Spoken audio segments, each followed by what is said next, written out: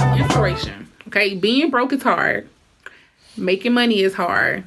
Choose your hard.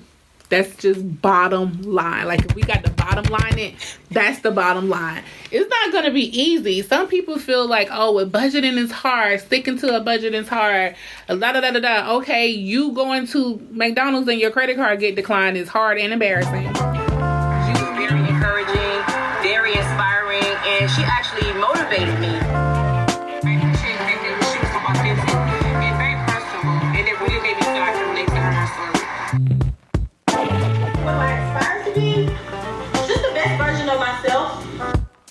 You are listening to Unleash the Podcast, revolutionizing the way women grow, work, live, and lead. Engaging interviews, insightful book reviews, and timeless gems to aid the modern woman in excelling personally and professionally. Hosted by the multi-passionate Tabitha D. James, Unleash the Podcast not only empowers listeners, but also equips them with applicable action-based resources for daily life.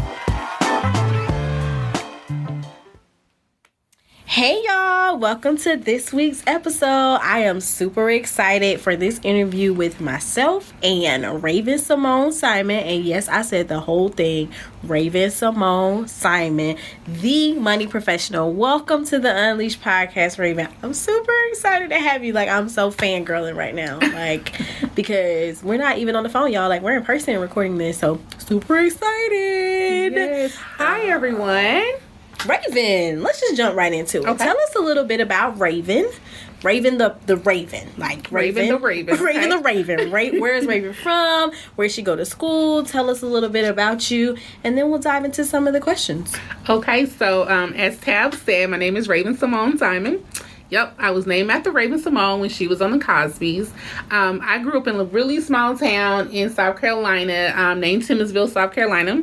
I went to Clemson University. I majored in accounting. So by trade, I'm a CPA. I work in a public accounting firm right now as a consultant. So I'm on the consulting side and not so much so as the audit or tax side. I'm the youngest of 3 kids. And I'm pretty much so the oldest because I run stuff. I'm just kidding. Yes. But I'm the youngest of 3 kids. And I love to read and travel and help people. I love people. And yes, Southern girl. Tell us about your Southernness. I'm such a big Southern girl. Like, I am a Southern belle by heart. I love fit and flare dresses. I love pretty hats. I love silk gloves. I love to brunch with mimosas. Yes. Cheers. Yes, cheers. I should have packed some. And I love pumps. That's me. Awesome. Well, Raven, small town Raven, Southern girl, and money. So all of that, it's very interesting and pretty unique. And so I saw on your site and some of your Instagram branding, because I love the money pro tips, that you focus on breaking debt and poverty cycles. So tell us a little bit. Tagline. Tell us a little bit about that and go into, why the how and the why behind the money professional. Okay. So the money professional came together because I accepted the fact that I'm a professional at heart. I think just going to all the business classes and going to business school, I just can't get away from that. And so I have accepted that I'm a professional. And the money side, I don't love money, but I love teaching folks about money. I love talking about money. I love discussing money. I love finding new ways to make money. So that's kind of how I put 2 things that I kind of, who I am and what I love together. And that's how the money professional came apart. The second part is helping people to break poverty and debt cycles. That's really important to me for the simple fact that what your parents, however your parents were with money, more than likely that's how you're going to be with money, or whatever you see is really what you do. So if we start breaking these cycles of being in poverty, living paycheck to paycheck, having horrible credit scores, financing everything, we're just going to grow up and think that's the norm. Like when I say things like, I'm going to buy my house in cash, I'm going to buy my car in cash, people kind of look at me like I'm crazy when really they're probably not so smart financing all of that stuff. Right. Because with financing, you're getting things not all the time that you can't afford, but a lot of times that you Right. can't afford, especially Right. with like homes. Like Right. just because you got approved for $500,000 doesn't mean you need to go get a $500,000 house on your Exactly. $35,000 salary. Exactly. It doesn't balance. Yeah. Yeah. And in my life, the way I feel, the way I gauge if I can afford something is if I can pay for it in cash. If I can't pay for it in cash, I can't afford it. Cool. Yeah. That's a good one. Yeah. Put that on the money. The Money Pro way. Or if it's already been on the Money Pro way, recycle that one. I like that one. So you spoke about reading. What are some books or a book that, really helped you to ramp up? You said that, that money and the love of numbers, if you will, kind of background, like accounting-ish, nerdish type stuff. Right. But is there a book that you can allude to that really helped ramp that up? Yeah, so the book that kind of made me want to do financial coaching, I've read a book called Nice Girls Don't Get Rich, and it's by Lois P. Frankel. She's Dr. Lois P. Frankel because she has a PhD. So that book, it kind of just tell you 75, because it's the tagline is 75 avoidable mistakes women make with money. So it tells you 75 ways that 75 things to not do to kind of increase your wealth, to sustain your wealth, and to protect your wealth. So that book kind of made me say, people should probably know this. I don't really think too many people actually read this book because it is a pretty thick book. Of course, Rich Dad, Poor Dad by Robert Kiyosaki. Kiyosaki. I don't know, Kiyosaki, some name that sort. Robert, I call him Rob. Uncle Rob. Uncle Rob. So that really helped with the mind shift, because I feel like the whole book was a mind shift of itself, right? And then especially showing the comparison between the Rich Dad and the Poor Dad. And then I think what was really good in my aha moment was how in the story, the poor dad was the poor dad because of his salary, but he was so rich in knowledge. So I really, I like the two comparison on that. And that just kind of made me say, okay, let's just start teaching people how to do this mind shift, because it all starts with your mind. Yeah, for sure. It does. And so mindset, and you shifted your mind as a result of, these books, the things you were learning, all of these great things. And so if you could get in the Tiny Tab time capsule, the Tiny Tab time capsule, and go to the 18-year-old Raven as well as the 18-year-old Raven's friends and things like that, what is something that you would tell them about money a decade ago? Wow. Boom, boom, boom, boom. The first thing I would probably tell myself is you don't need all that stuff. Like, because it's literally stuff. Like, the things that I spent money on, I don't even have now. It's like some of it I got ruined. It was ruined in floods. I had a house flood this year. Other things were just, they went out of style, or my foot got bigger so I couldn't wear the shoes, or my foot got smaller, or whatever. The shoes went out of style. The shoes wore out. I wouldn't spend my money on things that cannot be here for the next 10 years. For instance, if I would have bought a house, or if I would have bought a rental property in 10 years, that property is probably still going to be there. Even if a hurricane or a flood comes through, I can rebuild it, because I protected it by putting insurance on it or so forth. So I would definitely tell myself to not spend so much money on stuff. And I would pretty much tell my friends, like, let's dream big. I feel like we dreamed so small. We just wanted to get by. We just wanted our hair done. We just wanted our nails done. None of our goals were like, I want a house. I want to be able to pay for my car in cash. I want to be able to pay for my children's college in cash. Like, we was like, I want to get my hair done on Friday. I want my nails done on Saturday with the pedi. The only thing we did say was we all knew we wanted to go to college. But that was the biggest, I think, that we really dreamed. And we knew we wanted a house and kids. But I thought about the house and kids as in my husband would do those things. Not as in I needed to make smart decisions. So in case I'm single 10 years later, I may have to do those things for myself. So it was still a mind shift. It was just a mind shift. Sweet. That's cool. So Now we're back in the time machine and we're coming to today's time, and just all of this kind of boils up to me stalking you on Instagram. But I see that you travel and you take trips, and I like that because I too believe like moments matter, right? Cherishing moments versus things. So how do you work that into the budget? Because one thing you say on your videos is if it ain't in the budget, okay, it doesn't happen. You got your niece saying it. Like, if it's that in the budget. So I think that that's great, especially as it relates to breaking cycles and teaching, healthy things. So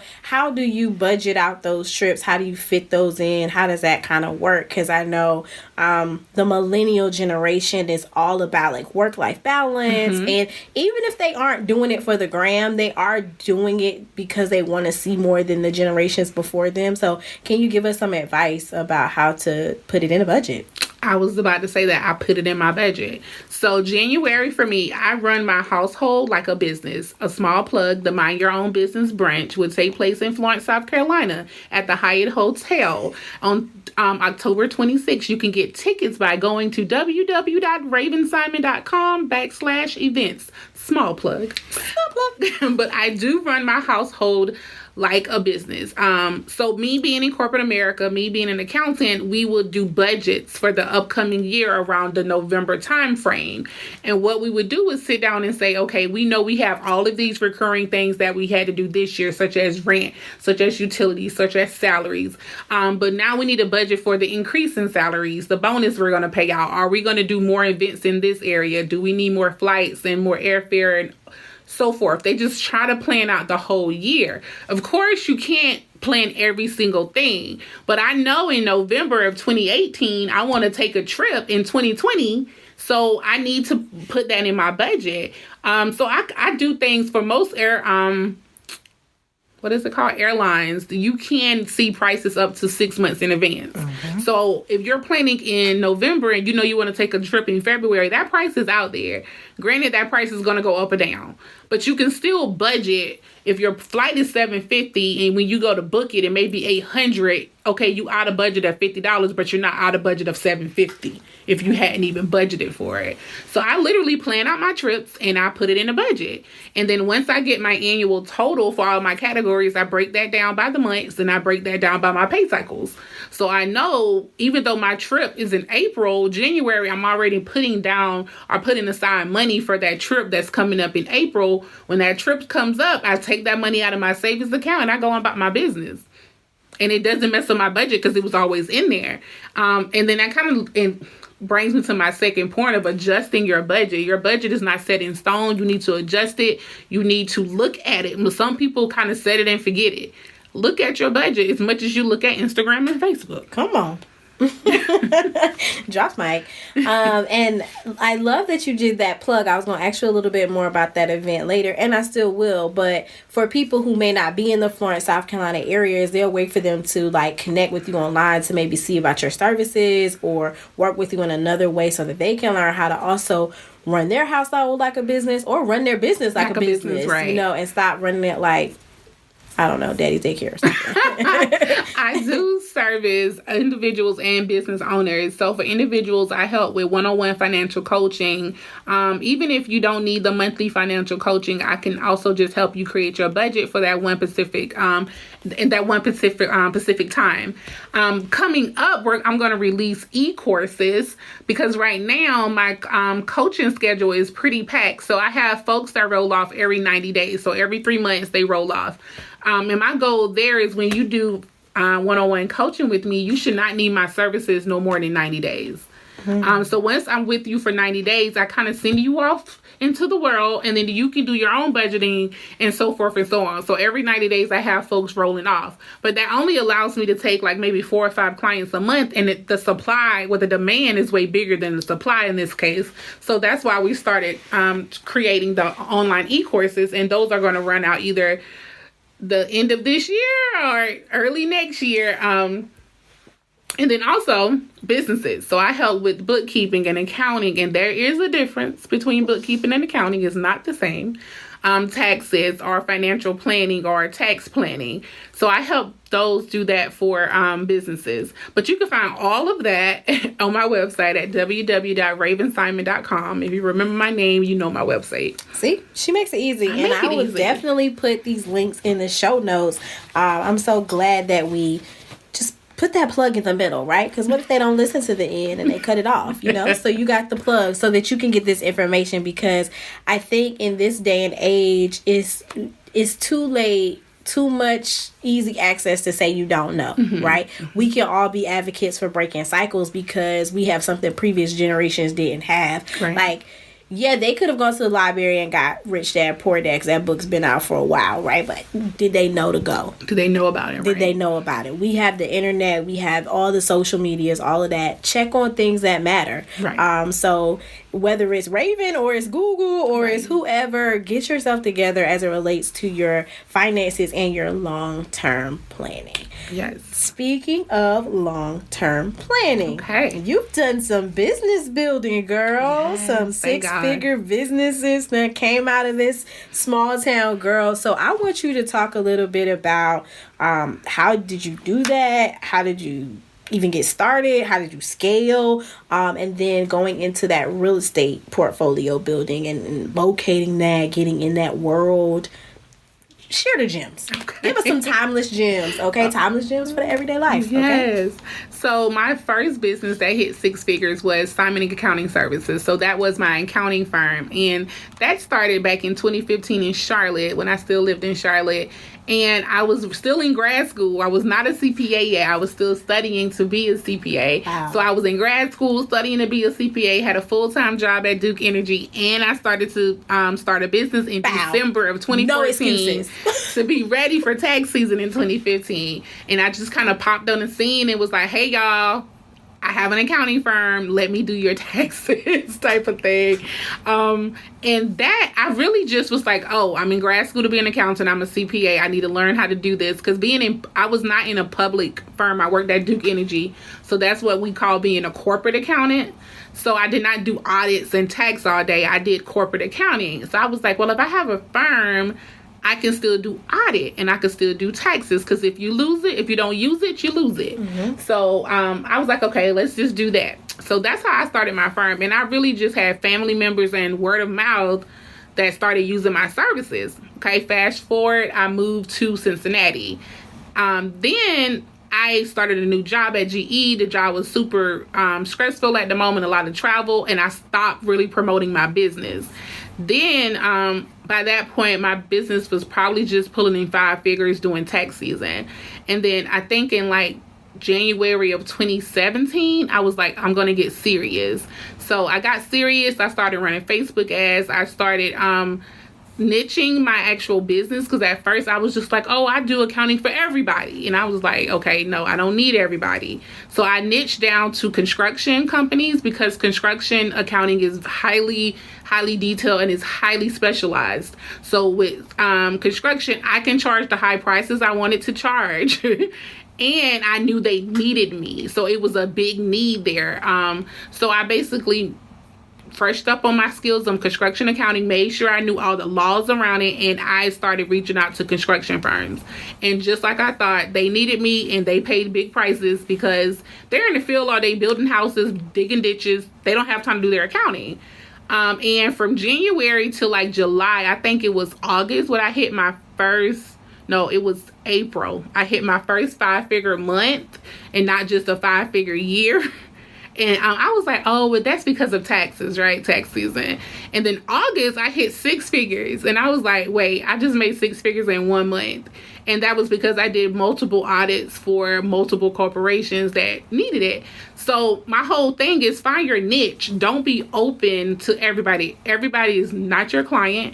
everyone should not be your client. You should not want everyone to be your client. So find your niche, find where there's a need, and basically make yourself an expert in that niche and go for it. And that's pretty much how I scaled. And I did all that with one person. I never hired a team. So when people say, well, how do you scale? I was like, I kind of didn't scale. I kind of just found a niche. Yeah. And then I mean, because I was a one-person team, I had to work a lot. But that's with anybody. If I had a team, I'm pretty sure I still would have had to work a lot. So True. Wow. Oh, and then I got into real estate. I actually was in real estate while I was in college. Okay. And I got hooked up with these men that were in real estate for years, and they were older men. And they was at something that Clemson threw, and everybody was going up to them talking about getting into real estate.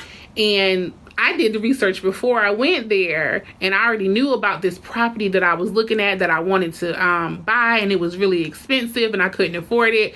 Expensive, y'all, as in it was $32,000. You were in college. I was in college making $200 every 2 weeks. That was super expensive. Right. And with rental properties, you have to put down like 20%. So that was around $6,400-$6,500 plus inspections and all that. I was like, whoa, Lord, I'm not going to ever have that amount of money. So I kind of walked up to them and was like, hey, I want to get into real estate. And they was like, why? And they just looked at me, and I was like, and I just started talking like what I do best. I started talking. I was like, because of this and that. And I was telling them the numbers, and they was looking around like, how did she know these numbers? Is she adding this up in her head? And I started talking about, I pulled out my handy dandy phone and showed them this rental property. And I was just like, look, I already did the money flow on it. So it's going to cash flow money.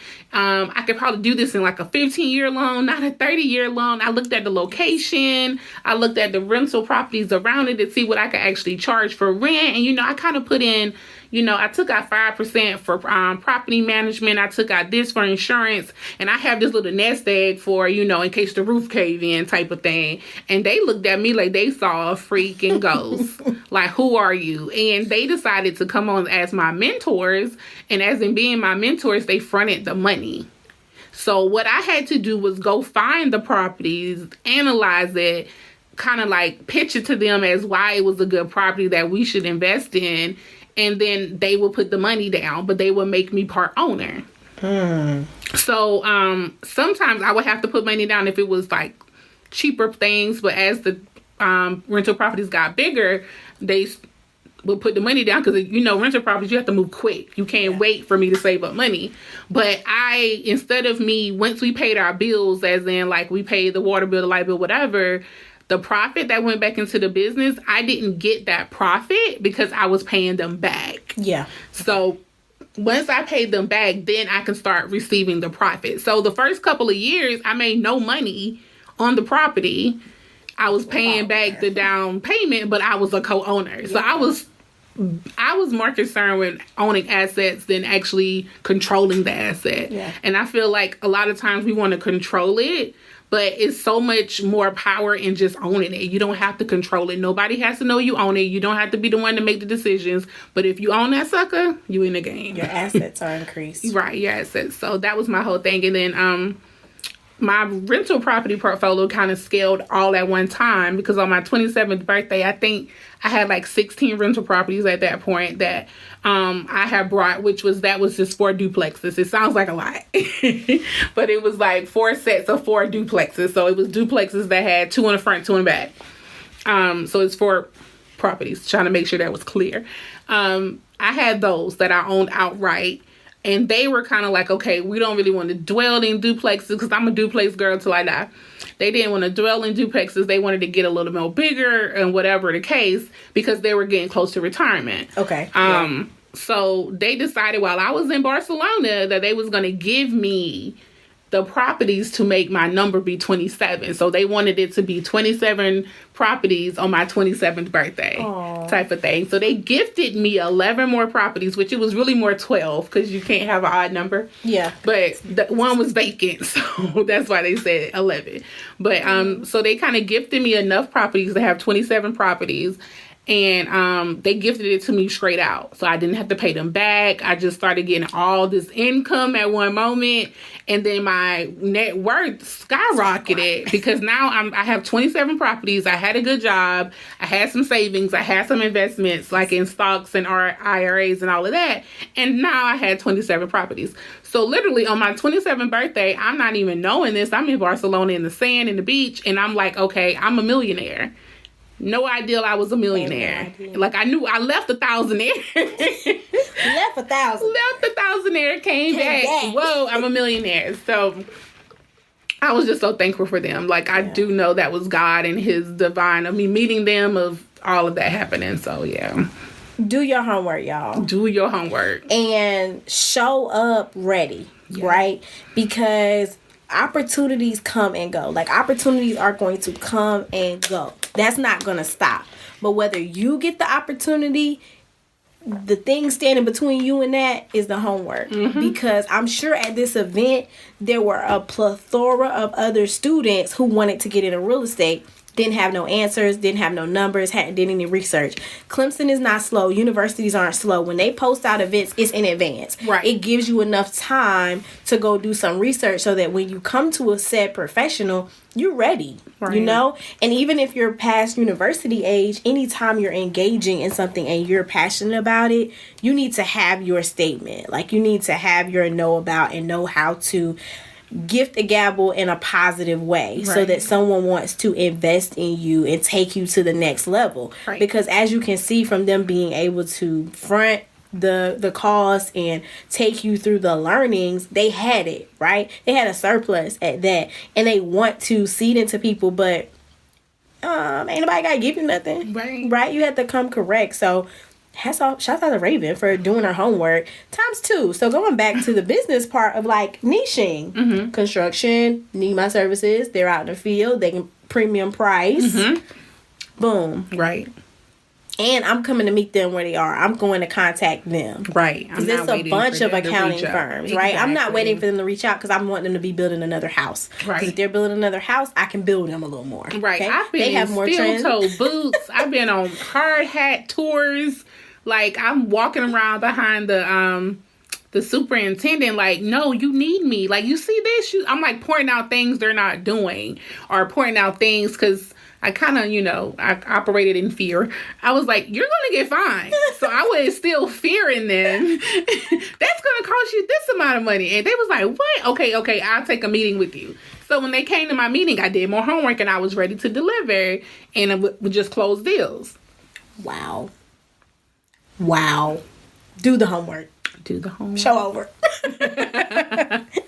No, just kidding. So with all of that, how do you debunk money myths? And I'm going to kind of go a little deeper into that question, because if you tell someone that story, or even if they don't know your story and they just see that you're the money professional, you're sharing all these tips, it creates this like false illusion that you're not the same as them. Right. And so how do you help, as you're breaking, debt and property cycles, how do you help to make it realistic for people who are like, whoa, there's no way I can create a budget? Because of course you can create a budget because you're talking big numbers, right? So how do you debunk some of those money myths? I get that a lot with my one-on-one financial coaching, but what I always do is when they tell me something or when they state I can't, I probably already been where you were at some point, because when I feel like I've been through all of the alphabets and the number system when it came to how to budget, why to budget, what I couldn't budget, what I could budget, what I needed to budget, and so forth. So if you tell me, well, I can't budget because I'm in college, no, yes, you can, because I was in college and I was in a public school operating as a private college, because Clemson is public, but it gives you private prices. So, and I had to budget on $200 a week. Every 2 weeks. So that's $100 a week, y'all. If y'all can't add them, subtract or divide. That's $100 a week. So I've been in your shoes. So yes, you can budget. Let me show you how. I can't budget because I have kids, and I get that a lot because I don't have any kids, right? But I am very active in my nieces and nephews' life. And not saying that dogs and humans are the same, but I have a dog. That's so costly. I have to pay. I have to have food. And then I have a Yorkie, and my Yorkie is bougie. So I have to have a walker. So that's just like, I'm paying for a walker, you're paying for a babysitter. Right? I have to pay for dog food, you're paying for formula or whatever the case may be. I have to make sure he's kenneled when I travel. Again, it's similar. It may not be exactly the same, but I can draw from those experiences to tell you, yes, you can. It's a mind shift. You probably are saying you can't budget because you have kids because your mom said, I can't budget because I have kids. Or you heard someone else say, like, have you even tried? You know, so, and half of the time, not even half, 99.9% of the time when someone tells me what they can't do, they never even saw their own numbers on paper. And they never thought about what they could turn off. Yeah. Like, you're telling me you want a budget, but you have all the premium channels? All of them? But you work all the time and got cable. Right. All of them? And you tell me you want a budget, but you buy groceries and you eat out? Let me just tell y'all, it's nothing wrong with eating out. But if you eat out, your refrigerator needs to be bare. Nothing needs to be in your refrigerator but water. And even then, I would say go buy you a pure filter from Target and use tap water. That's all I'm saying. Wow. Nuggets dropped. That's all I'm saying. I told y'all she was coming with the timeless gems, okay? So whether you're a business owner or you are about to start running your household like a business, you have some gems to go forth and conquer. So, Raven, if you had to leave us with some sort of inspiration, if you will, as it relates to knowing your numbers and getting into having like money meetings with yourselves, and we debunked myths, but I want to debunk this thing right here. Money doesn't have to be like some secret hush hush topic that you just like don't talk about it. You get really quiet like this, how I'm talking, and you know you can talk about it with like your inner circles because you are the sum of the people you're around, Right. and that's in all aspects, Right. And so it's okay to talk about the challenges and the changes and all of that. So we just need some inspiration to end this amazing chat with as it relates to the money stuff. So here's one quote that I live by. You can purchase this on a t-shirt. Another small plug. So one inspiration. Okay, being broke is hard. Making money is hard. Choose your hard. That's just bottom line. Like, if we got the bottom line in, that's the bottom line. It's not going to be easy. Some people feel like, oh, well, budgeting is hard. Sticking to a budget is hard. Okay, you going to McDonald's and your credit card get declined is hard and embarrassing. You know what I'm saying? So running out of money before your next paycheck is hard. So what if you don't have to do that just because you have to do something else hard? You're changing one hard thing for another hard thing, but you're coming out better in the end. So that's just my whole thing. It's all hard, but choose which hard you want to deal with. Like, if I don't have to watch all the premium channels and I have to go down the street to the bar to watch the game, I'd rather do that. And then when when the bill pop up, I can pay the bill. I'd rather that. You know what I mean? So again, it's a mindset shift, and it's really about the decisions you make. So choose. Just choose your heart. I like that. Choose your heart. So y'all go follow the Money Professional. Check out her video clips. Sis talks about paying off that debt. She talks about how you can pay off debt, how you can make money choices. She starts the week off with this thing of I'm not going to spend on blank so that I can save for blank. And setting your mind, each week, it's not something you set and forget. Right. You have to dive into it time and time again. So thank you, Raven. No problem. Thanks for having me. Of course. Before we end, why should we be at this brunch, going down in Florence? If you are in the South Carolina, North Carolina, Georgia area, get your ticket, drive. It is worth the drive. It's worth it. Okay? And it's not going to be live streamed because y'all can't get the value that way. Book a consultation, okay? But why? What's up with the brunch? So going back not only to the Southern girl, brunch is, you need to be at the brunch because it's brunch. That's number one. And they will be mimosas and cotton candy Moscato.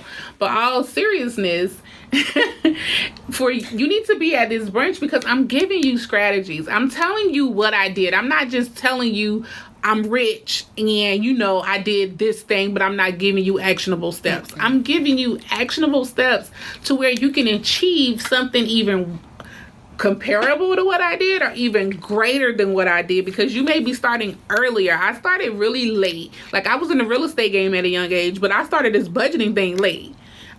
So that's pretty much why you need to be there. Like, it's giving you the strategies. This is not just, come and hear me talk about me. I'm not even going to talk about me past my introduction, and somebody's introducing me, so they go talk about me. Right. I don't like talking about me like that. I'd rather talk about what I can do to help you, how I can help you, what type of strategies, what resources I have, who do I know. I'd rather talk about those things. So that's what we're going to talk about at the brunch. We're going over budgeting, we're going over savings, we're going over investing and retirement, and we're going over debt reduction, because debt is dumb. Debt is dumb. Cash is king. Cash is king. Debt is dumb. Cash is king. If you are listening to this later on and the brunch already happened, go ahead and mark your calendar for next year because it's going down. I'm not going to drop a date, but next fall there will be another brunch. So fall 2020. Furthermore, follow the Money Professional seriously. Like, I'd love to have you. Yeah, for real. Like, seriously, not just saying that because I know her, because she's on the podcast. She's not paying me to hype her up. I am serious about generational curses are not good. And it's not, day and time for excuses is over, y'all. Right. It's too much information out here. Check your screen time. You've been on Instagram a lot. Okay, right. Get some content that matters. Right. All right, drop mics. Thank Raven. Very encouraging, very inspiring, and she actually motivated me. Wow. Super grateful for the Money Professional dropping timeless gems from life experiences. That's what I'm talking about, okay? Not what I read, not what I think because I have an accounting degree, but literally what sis has done, okay? So grateful for the transparency and the way she deep dived into just her own life accounts to share with us. So thanks, Raven. Be sure to find and follow her. All her information is in the show notes. Until next time, friends, continue to unleash your unique greatness. Be sure to rate, review, and share the podcast. Catch you later.